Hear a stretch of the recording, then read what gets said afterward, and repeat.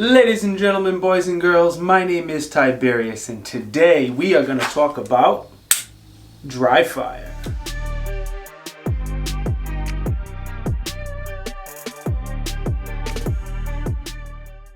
While we are stuck at home dealing with this bear flu epidemic, we do not have to let our shooting skills float away into the abyss. Yes, I am talking about dry fire. They're not very sexy, but they're very, very effective way to either learn or reinforce good shooting fundamentals. And I define dry fire as either firing and or manipulating our firearms without any ammunition.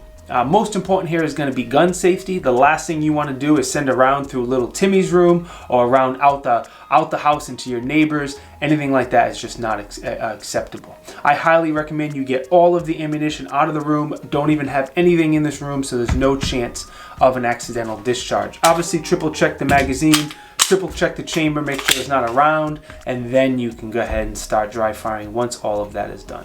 Most firearms can be dry fire, especially if it's a modern striker fire or hammer fired gun, but there are plenty of exceptions to that. Most 22 guns cannot be dry fired. What you need to do is go ahead and check your owner's manual, check on the company's website to make sure you can dry fire your gun before you begin.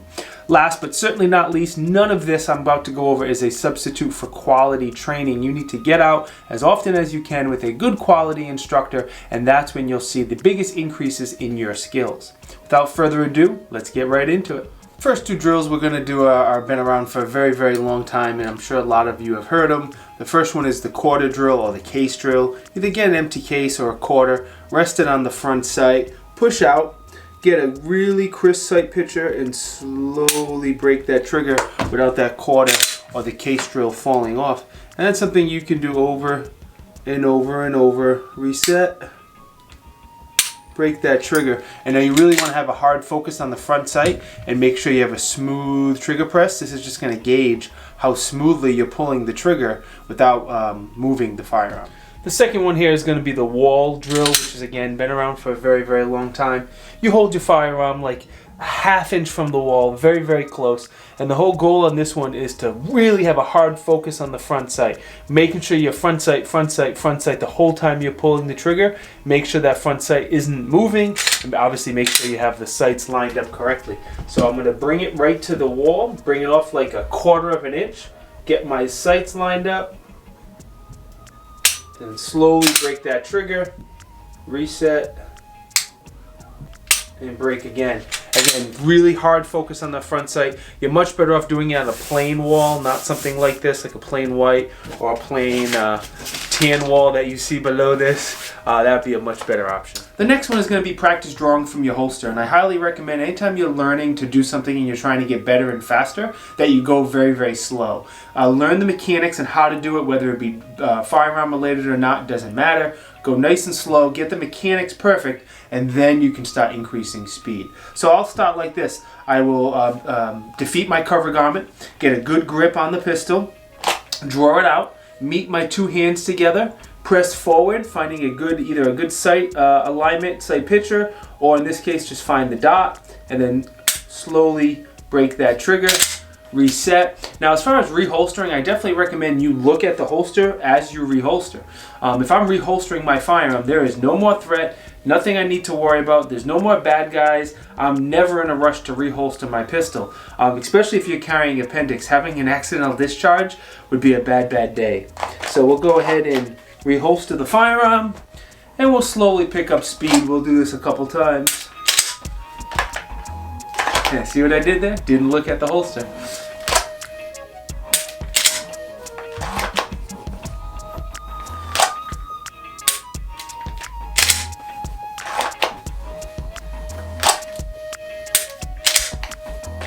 Fourth is going to be drawing from the holster with a reload. So once you get comfortable doing the draws from the holster, you can kick it up a notch by working in some reloads. Now I have a sidecar type appendix rig right here with my firearm and a spare holster. If you don't carry this way, you could put a spare magazine in your pocket with a Neo Mag. That's my other preferred method. If you don't have any of those, hell, you could just stage it in a pocket or a belt. Those aren't ideal, but until you get a spare mag carrier, it's better than nothing. At least practice with a non-ideal carry situation. But again, we'll go nice and slow. We'll defeat the cover garment, get a good purchase on the firearm, good sight picture, break that. We'll drop that magazine, get our spare mag. There you go. And then we'll set it up again.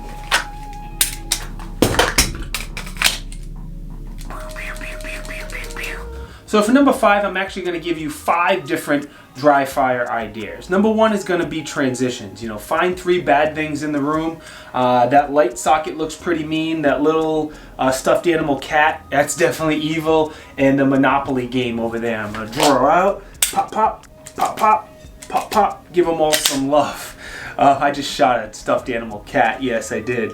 Another good idea is shooting with your strong hand and your support hand only. You know, pretend your arm's tied up with something, or something's wrong, or you're fighting somebody off, or you injure it because you fall. Whatever scenario you want to come up with, where you gotta do everything one-handed, just with your strong hand. Or if you really want to get spicy, now pretend your strong hand's down, and you're only gonna do it support hand only. That's when things get a little bit more challenging. Another great idea is learning to shoot with both eyes open, especially at close distances. That gun has a dot, so that's kind of cheating. So we'll go back to this Glock. But the way I taught myself to shoot with both eyes open at closer distances anyway, is I would come out and get my sight picture lined up, and I'd slowly close my non-dominant eye until I had a good sight picture, and then I'd shoot. And I do it again and again, and eventually I didn't have to have my eye closed as much. I slowly opened it a little bit more, and a little bit more. Now if I'm within 10-15 yards, I can easily shoot with both eyes open and get hits on target, no problem. Another great idea you can practice is your low light techniques, whether you want to turn the lights off at night or just practice them during the day. In the beginning, again, go slow and work up your speed, or whether it be the neck technique, the FBI, your Harry's, your surefire technique, or obviously even your weapon mounted lights, getting used to turning them on, assessing, moving, that type of stuff. Last but certainly not least is malfunctions. You know, you can easily add these in together. You know, you draw out, you get a click. What's the remedy for a click? Tap the magazine, rack the slide, and then go back to work. You could do the same thing with double feeds, or stovepipes, or any other type of malfunction. I think the point I'm trying to make on this last one here is the sky's the limit. You're only limited by your creativity. Anything, for the most part, anything you can do live fire, you can do dry fire. So you want to practice shooting behind barricades, through doorways, in different positions, get down on a knee, get in and out of prone. You're only limited by your imagination. Try to make dry fire a part of your daily routine, and you'll definitely, your live fire shooting will definitely benefit from it. Now there are a couple fancy devices that you can get if you want to kick your dry firing training up to the next level, and I'll put links down in the description for all these things that I'm about to go over. One of them is called the MantisX X system. It's a little device that you attach to the rail of your rifle and your pistol, and it tracks your movement. So as you come out of the holster, as you line up your sights, pull your trigger, if you make any mistakes, or if you have any anticipation, anything like that, it will track on an app for you, tell you what you're doing wrong, and make suggestions. Another option is going to be, there's a lot of laser shooting targets that you can bring in your house. Now you set up targets all over, and you have a little laser gun or Sirt gun, and you shoot all the targets, and they're reactive and they light up. And if that's what it takes to get you to dry fire, make fun, and involve the kids, then go for it. You can get Sirt pistols. Sirt pistols are just Glock type pistols that have lasers, so as you pull the trigger you can see if that laser is dipping for any trigger anticipation.